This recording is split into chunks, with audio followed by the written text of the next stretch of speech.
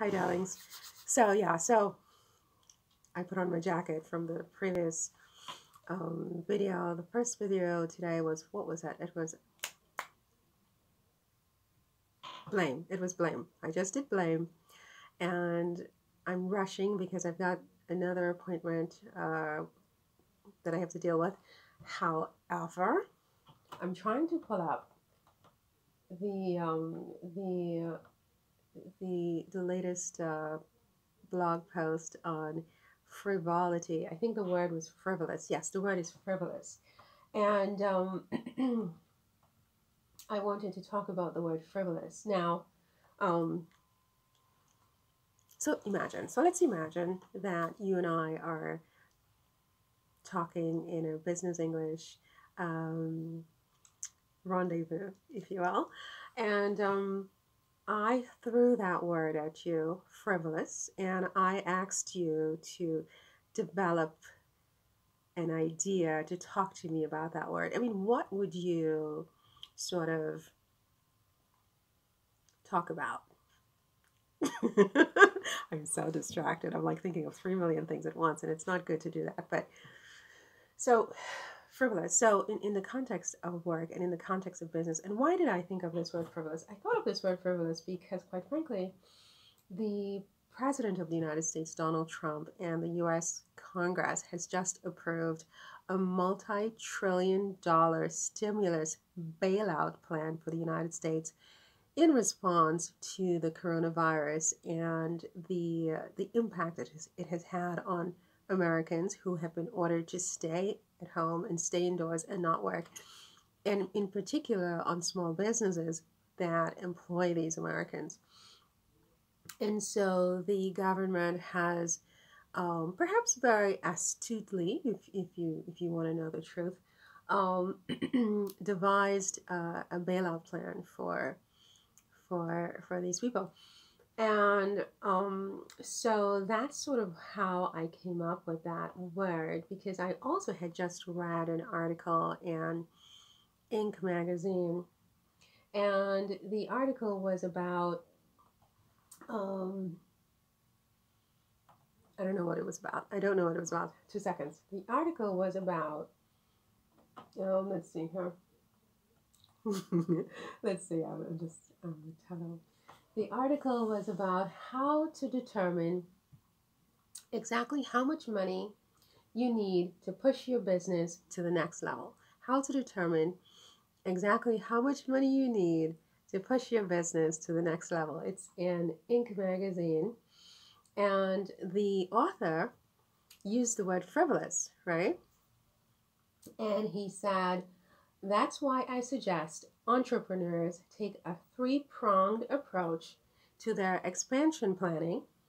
This exercise helps business people ruthlessly prioritize their needs and determine what is a must and what is frivolous. And so that just went ka-ching in my head, and I thought, frivolous, stimulus package, multi-trillion-dollar stimulus package, small businesses, and how much of, their projections, how much of their, what's the word I'm looking for, how much of their spending as a result of getting this free money, nothing is free really, will be really necessary, and how much of it will be frivolous because all of a sudden there's this sort of like, inflow of tons of free money that they didn't expect to have. Of course, it's almost kind of like insulting to say that, because a lot of small business people, if not most, if not all, are very sophisticated people who are serious people and who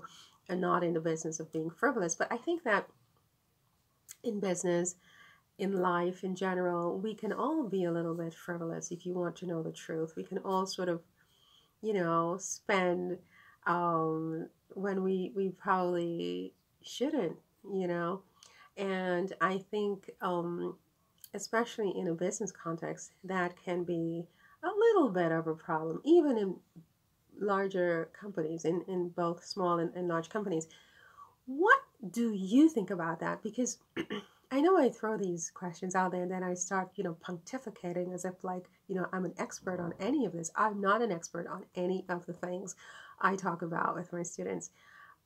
And I try to keep saying that because I want my students to understand, and you're not my student. I'm just sort of helping you with your English. But I want my students to understand that I'm not teaching you business. I'm not teaching you management. I'm not teaching you marketing. I am not teaching you engineering. I'm not teaching you law. I'm not teaching you anything. You already know this stuff in your own language, right? And we're just having a conversation like two colleagues, like two, people who met in the lounge at, some kind of organization. Okay, I am not an expert on any of this. This is very important for me to convey that to you. However, what do you think about this idea of frivolity and spending? I mean, in a business context, in your own company, I mean, even if you're not the owner of the company, you're an employee, right? I mean, you're going to see spending by your company in some way or form, whether it's toilet paper in the bathrooms, whether it's, pens and whether it's um, stapling machines, whether it's the company cars, whether it's, the company paying for your travel, um, from big expenditures to small expenditures and everything in between, you do experience spending in your company, even if it's not your company, okay? And so, my big question to you is how much of that do you think possibly might be frivolous? Because I can't say how much of it is frivolous because, especially with my French students, they're going to tell me immediately, I'm not an expert. They're not an expert on this. I'm not an expert. I don't know. Then that's the end of the conversation. That kills my conversation. I don't know where to go from there. So I always try to think of how can I phrase this question to force this person to keep talking to me. You know what I mean? And yeah, so I don't know how to phrase it. But how much frivolity do you suspect might be present in your current organization, your current company?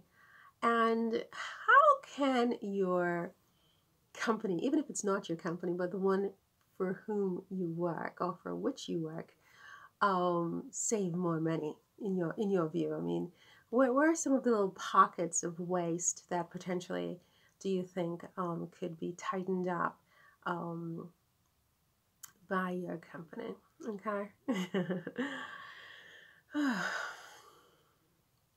That's it for this one. It was my pleasure to speak with you today. I'm getting a little hyper as I go along with these videos, and I don't know if that's good or bad. Like I'm trying to, my first instinct with my videos is to be very sort of like calm and laid back and not show too much of myself because that can be scary. But certainly in this one, I feel like I stepped out of my little, mask a little bit and I'm a little bit, too much. So do excuse me for that. But, I do have that side of myself. I've tried to rein her in my whole life. I can't, where she's just gonna, say and do whatever she's gonna say and do. However, that being said, if you need a business English, if you need a business English coach or someone to help you, or legal English, I keep forgetting to say that because yes, I do have a legal background. This is from my legal days. This jacket from many, many years ago. So yes, I'm a lawyer. Okay. So I can help you with your legal English as well as your business English, if you're so inclined to work with someone like me. You can contact me at Business English Paris, ELG, at gmail.com. At Business English Paris is my Instagram, and you can get some contact details there.